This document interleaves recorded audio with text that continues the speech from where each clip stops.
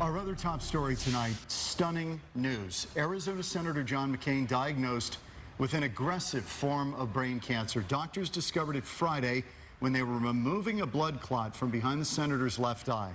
They realized that clot was caused by the cancer.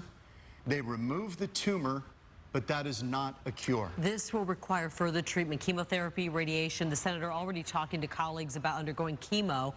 And this is a grave diagnosis. The 5-year survival rate for anyone over 55 is only 4%. Senator McCain is 80 years old. The cancer is called a glioblastoma, which can dig deep into the brain. And Senator McCain is a fighter, obviously, surviving 5 years as a prisoner of war during Vietnam. He's battled bouts of skin cancer throughout the years. So we're all hoping that he can fight this and fight it well.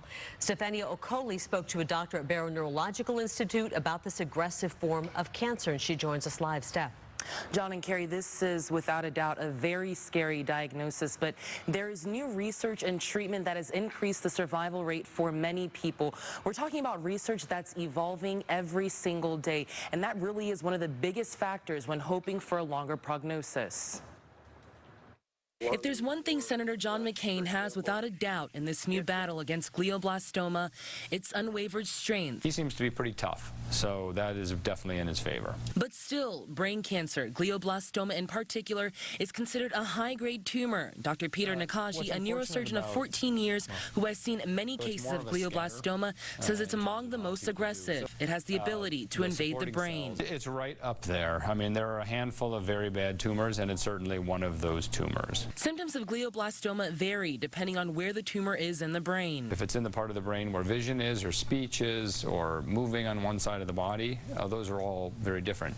Most people present with some combination of headache, maybe nausea, vomiting, that kind of thing from pressure in the head. With almost every cancer diagnosis, the prognosis is among the biggest concern.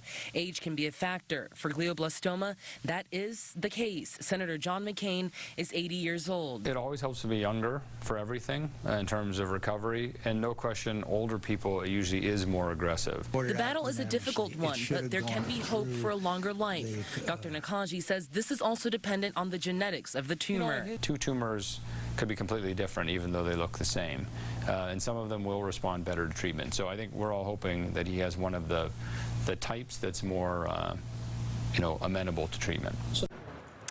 Absolutely, and that is, of course, something that still needs to be looked into. As Senator McCain's office said in their statement, they still need to review the treatment options, which could include, as you mentioned, Carrie, chemotherapy and radiation. Coming up at 10, we go into the recurrence rate of glioblastoma, why experts say even with treatment, that rate can be high. That's coming up. For now, that is the latest. I'm Stefania Okoli, Fox 10 News. Thanks, Steph. We may have had a hint that something wasn't quite right with Senator McCain during James Comey's testimony.